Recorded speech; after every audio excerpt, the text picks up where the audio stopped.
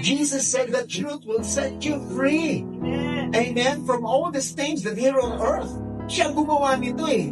Amen po ba? That's why He is concerned, of our life today. That's why it is very important for us to know the Word of God. Amen? Not just a mental assent. Ano yung mental assent? Naisip mo lang hindi. Because I know what I know in the Word of God. I know what I believe. I know what I can declare. And I know what I can say. Kasi, pag dito sa Word, alam mo yung sasabihin mo, alam mo yung hihilingin mo, according to the Word of God. Kaya basahin natin yung Word of God. Because you are directly connected to the Word of God. Basahin natin yung kanina ulit. Ang sabi niya, in the beginning was the Word. And the Word was God. If you will not read the Word, anong hihilingin mo? Sistema ng mundo, kailangan mong mag-aral.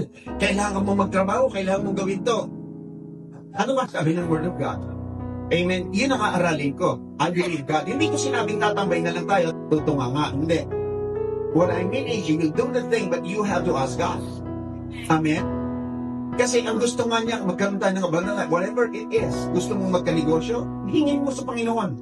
Pati yung ways ng doing business, you ask God, and God will bless you. Amen? Hallelujah. That is why it is very important for us, the power of the resurrection. Amen?